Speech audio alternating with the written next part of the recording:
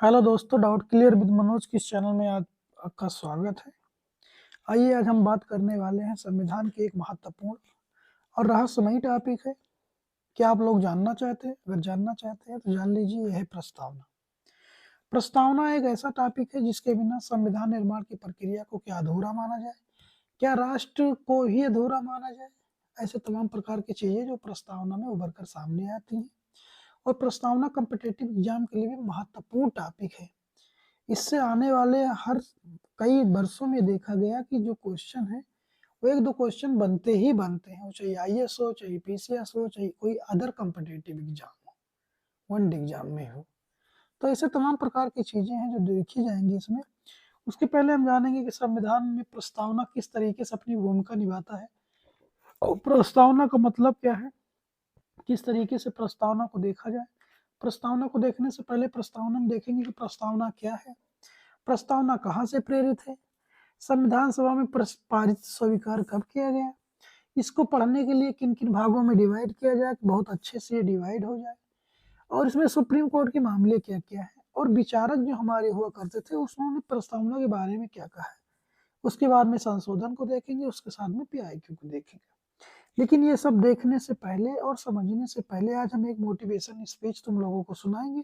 उसके बाद में प्रस्तावना टॉपिक को शुरू करेंगे।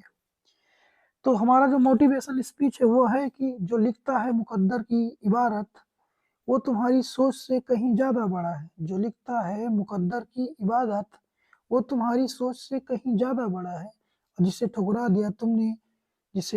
दिया तुमने मिट्टी समझकर, वो लड़का आज तारों पे खड़ा है। तो हाँ दोस्तों, अब शुरू करने वाले हैं। बहुत ही गंभीर टॉपिक है, ध्यान से समझिएगा। ये जो कॉम्पिटेटिव एग्जाम के बच्चे हैं उनके लिए ही नहीं है, ये भारत के प्रत्येक नागरिकों को समझना चाहिए और प्रस्तावना के टॉपिक को पढ़ना चाहिए, ताकि उनकी ये समझ विकसित हो जाए पाए कि हमारे भारत की भौगोलिक स्थिति, राजनीतिक स्थिति, सामाजिक और आर्थिक किस तरीके से संरचनात्मक है, और किस तरीके से हम इस चीजों को एलिमिनेट करके हम भारत के एक भूभाग का निर्माण करेंगे, जहाँ पर राजनीति देखी जाएगी, जहाँ पर समानता बंधुत्व देखा जाएगा, जहाँ पर हमारी लोकतंत्रात्मक चीजें देखी जाएंगी, गणराज्य देखे जाएंगे, समाजवाद देखे जाएंगे। ऐसे तमाम हैं टॉपिक जो इस प्रस्तावना में छिपे हुए हैं। अब आज इस प्रस्तावना में जो टॉपिक छिपे हुए हैं, यही जो टॉपिक हैं ये रहस्यमयी प्रस्तावना को बनाते हैं। तो इन्हीं के साथ हम शुरू करने वाले हैं प्रस्तावना। तो प्रस्तावना को सबसे पहले पढ़ने से पहले हम इस चीजों को समझेंगे कि प्रस्तावना का शब्द और अर्थ क्या है, तो उद्देश्य क्या था इसका, सबसे पहले ये जानेंगे। तो उद्देश्य ये था कि राष्ट्र कैसा होना चाहिए। उद्देश्य क्या था कि राष्ट्र कैसा होना चाहिए, और राष्ट्र कैसा होना चाहिए का अर्थ क्या हुआ। फिर देखेंगे कि राष्ट्र कैसा होना चाहिए का अर्थ ये हुआ कि संविधान निर्माताओं के अनुसार कैसा होना चाहिए। संविधान निर्माताओं का क्या उद्देश्य था प्रस्तावना बनाने का, और भारतीय संविधान का क्या उद्देश्य था, अर्थात संविधान क्यों बनाया गया और इस संविधान के माध्यम से प्राप्त करने का प्रयत्न किया गया है। ऐसे तमाम टॉपिक है जो हमारी इस प्रस्तावना को अनसुलझे टॉपिक बनाते हैं और हम देखेंगे। तो इससे सबसे पहले हम ये देखेंगे, सर्वप्रथम अमेरिकी संविधान से इसे उद्देश्य को शामिल किया गया सन 1776 ईस्वी में। लेकिन उसके बाद में हम दूसरा देखेंगे कि इसकी भाषा जो है वो ऑस्ट्रेलिया से ली जाती है। इसकी भाषा जो है वो ऑस्ट्रेलिया से ली जाती है। अब मैटर ये आता है कि ये किस तरीके से हमारे भारतीय संविधान में आया। जब भारत संविधान सभा का निर्माण हो रहा था तब प्रस्तावना क्या कर रहा था, किन किन रोल को निभा रहा था, और कौन कौन व्यक्ति थे इसको लाने में। तो इसके पीछे की पहले कहानी को समझते हैं, फिर आगे की हम लोग चर्चा करते हैं। 13 दिसंबर 1946 को पंडित जवाहरलाल नेहरू ने संविधान सभा में उद्देश्य प्रस्ताव पेश किया। उसके बाद में उद्देश्य प्रस्ताव में एक संवैधानिक संरचना के ढांचे की दर्शन की एक झलक दिखती है। क्या दिखती है? उद्देश्य प्रस्ताव में संवैधानिक संरचना के ढांचे एवं दर्शन की झलक दिखती है। फिर 22 जनवरी 1947 को संविधान सभा में सर्वसम्मति से इस प्रस्ताव को स्वीकार कर लिया जाता है। क्या कर लिया जाता है? स्वीकार कर लिया जाता है। उसके साथ साथ में ये देखा जाता है कि 21 फरवरी 1948 का प्रारूप समिति के अध्यक्ष के रूप में बी आर अम्बेडकर यानी भीमराव अम्बेडकर ने संविधान सभा में एक अध्यक्ष जो अध्यक्ष कौन थे, डॉक्टर राजेंद्र प्रसाद के लिए एक पत्र में लिखा कहा था, प्रारूप समिति में प्रस्तावना में बंधुत्व से संबंधित एक नया खंड जोड़ा जाएगा। अच्छा, हमारे जहन में हमारा एक सवाल आता है। सवाल क्या आते हैं, उस चीज को हम समझेंगे और जानेंगे। उसके सवाल के पीछे कारण भी है, बहुत अच्छी बात है। कारण कि 26 जनवरी 1950 को ही क्यों लागू हुआ, ये देखा जाता है। 26 जनवरी 1950 को ही क्यों लागू हुआ हमारा संविधान। तो ये टॉपिक तो अच्छा टॉपिक है और सोचने वाला भी टॉपिक है, ऐसी बात नहीं है। तो इससे पहले हम जानेंगे क्या मतलब रहा। तो 26 तारीख ही क्यों, इसके पीछे का कारण यह था कि दिसंबर 1930 में अखिल भारतीय कांग्रेस ने पंडित जवाहरलाल नेहरू की अध्यक्षता में लाहौर अधिवेशन में पूर्ण स्वाधीनता का प्रस्ताव पारित किया गया था। इस अधिवेशन के तहत यह निर्णय किया गया था कि 26 जनवरी 1931 के दिन ही कांग्रेस को पूर्ण स्वतंत्रता दिवस के रूप में मनाएगी। यहीं से प्रस्तावना क्या होता है, प्रस्तावना जो 26 तारीख है यहीं से निर्धारित कर दी जाती है। अब आगे हम पढ़ेंगे और जानेंगे क्या क्या मैटर था और क्या क्या टॉपिक थे। तो आइए हम इसको आज सही से और अच्छे शब्दों में अपने विश्लेषण करते हैं और समझते हैं उन चीजों को। चलिए शुरू करते हैं। प्रस्तावना है संविधान की प्रस्तावना, इसको देखते हैं। प्रस्तावना की प्रेरणा क्या है, मतलब क्या है। प्रस्तावना का विचार अमेरिकी संविधान से लिया गया, इस बात को हम लोगों ने समझा, जबकि इसकी भाषा ऑस्ट्रेलिया के संविधान से प्रेरित है, ये भी समझ लिया। संविधान की प्रस्तावना 13 दिसंबर 1946 को नेहरू जी के द्वारा प्रस्तुत उद्देश्य प्रस्ताव पर भी आधारित है। उद्देश्य प्रस्ताव संप्रभु, स्वतंत्र और गणतांत्रिक शासन का उल्लेख करता है। उद्देश्य प्रस्ताव में विधि के समक्ष समानता, आधारभूत स्वतंत्रता और अवसर की समानता का भी उल्लेख करता है। यहाँ तक पढ़े हम लोग, अब आगे समझेंगे। देखिए दूसरी बात यह है कि प्री मेंस दोनों से रिलेटेड है।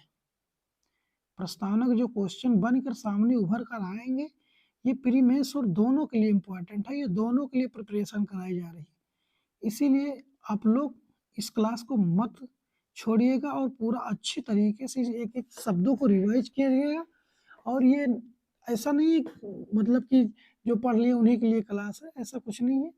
जो नए बच्चे हैं उनके लिए बेहतर और अच्छी क्लासें हैं। जिनको प्रस्तावना नाम शब्द भी नहीं पता होगा उनके लिए ये क्लासें बहुत अच्छी क्लास है। इसके बाद आज शुरू करेंगे, जो आगे देखेंगे इसमें अल्पसंख्यकों के संरक्षण और विश्व शांति का भी प्रावधान किया गया था। क्या किया गया था, अल्पसंख्यकों के संरक्षण और विश्व शांति का भी प्रावधान किया गया था। संविधान की प्रस्तावना पर संयुक्त राष्ट्र के मानवाधिकार के घोषणा पत्र का भी प्रभाव है। अब आगे समझेंगे प्रस्तावना का महत्व क्या है। प्रस्तावना का महत्व देखेंगे तो संविधान के शक्ति के स्रोत का उल्लेख, संविधान की शक्ति का स्रोत का उल्लेख का अर्थ ये हुआ कि संविधान शक्ति कहाँ से मिलेगी। संविधान को शक्ति हम भारत के लोगों के नागरिकों से मिलती है। दूसरा है संविधान निर्माण की तिथि का जो उल्लेख है 26 नवंबर 1949 को है, 26 जनवरी 1950 को लागू गया। इसके पीछे हमने बताया था 26 तारीख ही क्यों, तो उसके पीछे की यही कहानी थी। 26 जनवरी 1931 को हमारे यहाँ कांग्रेस ने स्वतंत्रता का एक झंडा फहराया था, उसी के बाद से फिर आगे पढ़ेंगे। राज्य व्यवस्था या शासन प्रणाली के स्वरूप का उल्लेख क्या है, तो संपूर्ण पुरुष संपन्न समाजवादी पर निरपेक्ष लोकतंत्रात्मक गणराज्य। चौथे जो टॉपिक में देखेंगे शासन प्रणाली के उद्देश्य का उल्लेख क्या है, तो न्याय, स्वतंत्रता, समानता और बंधुत्व। अब जितने ये शब्द हैं इन्हीं शब्दों को हम डिफाइन करेंगे और इस क्लास को पूर्ण करेंगे।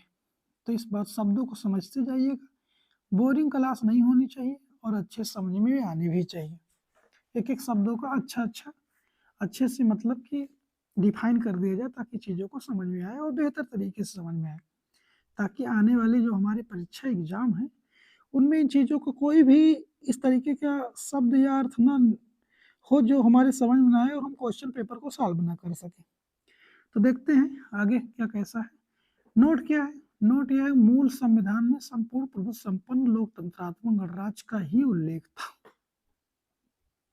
फिर 26 नवंबर को संविधान दिवस के रूप में और 26 जनवरी को गणतंत्र दिवस के रूप में आयोजित किया जाता है।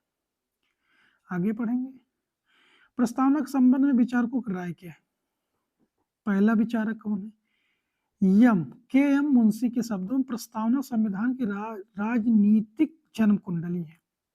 दूसरा में क्या है? ठाकुरदास भरगोव जी के शब्दों में संविधान की प्रस्तावना जो है वो आत्मा है। ये क्वेश्चन बहुत बार पूछा गया है कि जो प्रस्तावना की आत्मा है वो किस व्यक्ति ने इस कथन को डिवाइड किया था, मतलब इस कथन को बोला था। ये चीजें देखी जाती हैं। ये वाला मोस्ट इम्पॉर्टेंट है, इस पर लगा लीजिएगा, वेरी आई इम्पॉर्टेंट। ये चीजें जो हैं वो अच्छी हैं, बेहतर है, वेरी आई इम्पॉर्टेंट। ये वाला जो था कहाँ गया भाई? ये यहाँ से इस पर वेरी आई एम पी लगा लेना, ये वाला बहुत अच्छा है। अब एमएन पालकी वालों के शब्दों में प्रस्तावना क्या है? प्रस्तावना जो है संविधान का पहचान पत्र है। उसके बाद में फिर देखेंगे अनरेस्ट वर्कर और जस्टिस राजेंद्र गढ़कर के शब्दों में प्रस्तावना जो है संविधान की कुंजी है। प्रस्तावना में प्रमुख शब्दावलियों के अर्थ, हम भारत के लोग, इसका अर्थ क्या हो? इसका अर्थ यह है कि भारत में वास्तविक शक्तियां जनता में नहीं थे और इसे ही लोकप्रिय संप्रभुता कहते हैं, क्योंकि जो जनता में निहित शक्तियां हैं, जनता के द्वारा ही संविधान का निर्माण हुआ है, जनता के द्वारा ही राष्ट्र की सरकार चुनती जाती है और जनता के द्वारा ही अधिकारों को बनाया जाता है। तो इन सारी चीजों को देखेंगे। इसीलिए कहते हैं कि जब भी हमें प्रस्तावना को पढ़ेंगे, समझेंगे, तो हमारे कर्तव्य और अधिकार दोनों चीजों को समझ पाएंगे और हम एक अच्छे मानवता के निर्माण की जो संरचना है और जो स्वरूप है उस चीज को प्रदर्शित कर पाएंगे या सुचारू रूप से बना पाएंगे। आगे समझते हैं दूसरी वाली पे। संपूर्ण पुरुष संपन्न का क्या अर्थ है?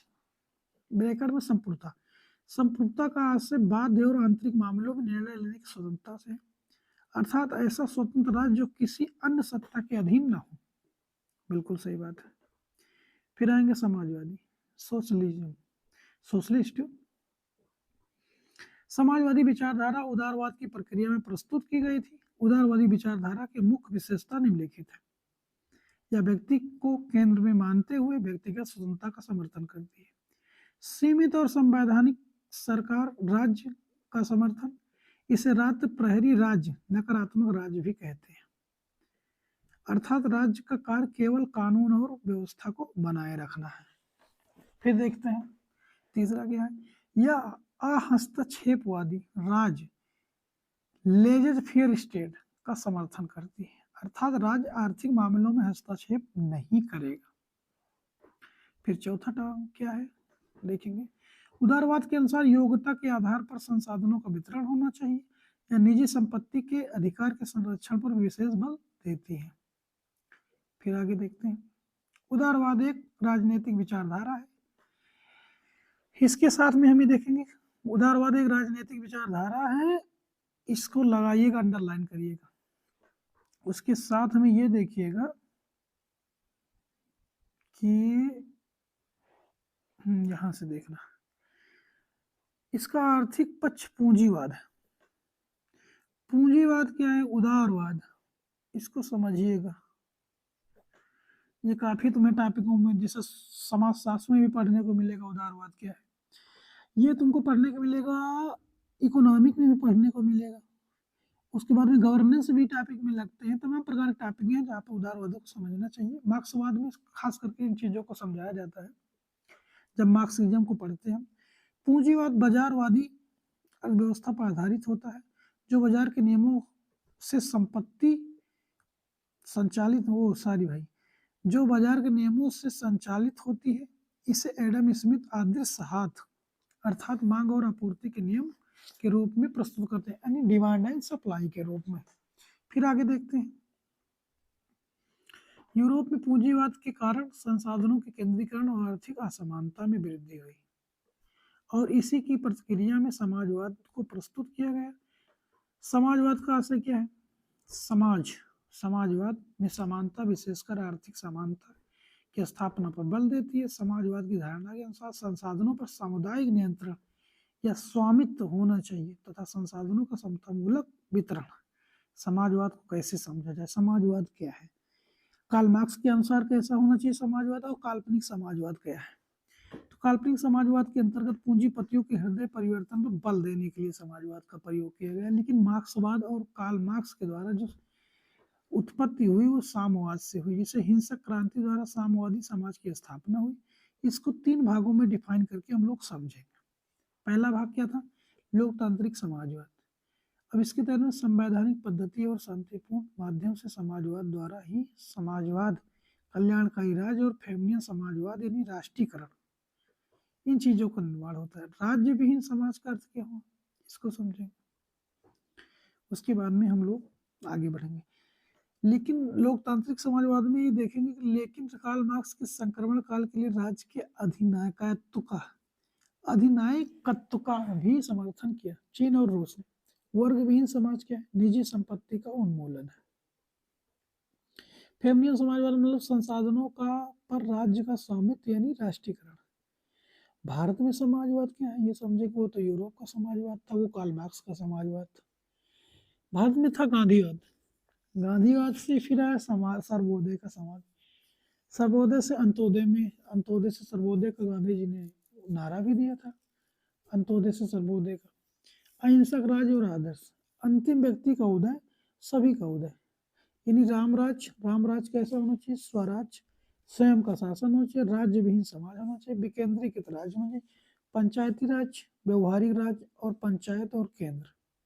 अहिंसक राज, आदर्श, टेस्टीशिप की धारणा, और फिर उसके बाद संपत्ति के मालिक ईश्वर तथा व्यक्ति संपत्ति का ट्रस्टी होता है।